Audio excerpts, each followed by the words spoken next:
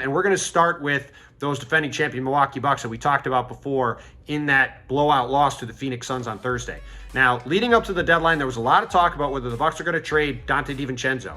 Reserve guard, going to be a restricted free agent this summer. The Bucks couldn't come to an agreement with him on a contract extension at the start of the season. That always made him a possibility to be traded, especially when Grayson Allen got a deal. And the Bucks were weighing whether they gave up a guy like Donte DiVincenzo, who they could potentially lose this summer, but is a solid player that knows their system, that can step in at a pinch that they believe in at those wing spots to shore up another part of their team. Turned out they decided to do that. They go get Serge Ibaka from the Clippers and a couple second-round picks.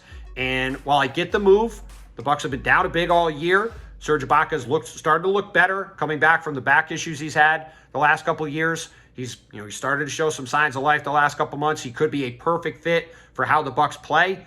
But to do that, they had to give up DiVincenzo. A few hours after trading him away, Pat Connaughton, excellent reserve guard for the Bucks, breaks his finger. All of a sudden, the exact reason the Bucks were considering not making DiVincenzo trade comes to fruition literally hours after the trade deadline passes. Just a really tough break, literally, for the Bucks. I do think, Pat Connaughton is expected to be back sometime later this season.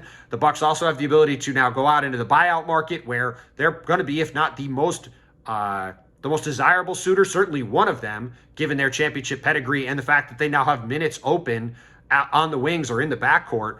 Whether it's Goran Dragic or one of the other, top buyout guys that gets out on the market. I think that the Bucks will be a very attractive candidate for any of those players to go there.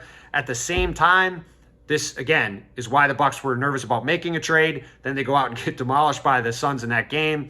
Just a rough trade deadline night for a team that I do think is still going to go on to win the title, but obviously not an ideal, night for the Bucks. And we'll see how they look here over the final few games of the pre-All-Star break portion of the regular season schedule. Thank you for watching ESPN on YouTube. For live streaming sports and premium content, subscribe to ESPN+.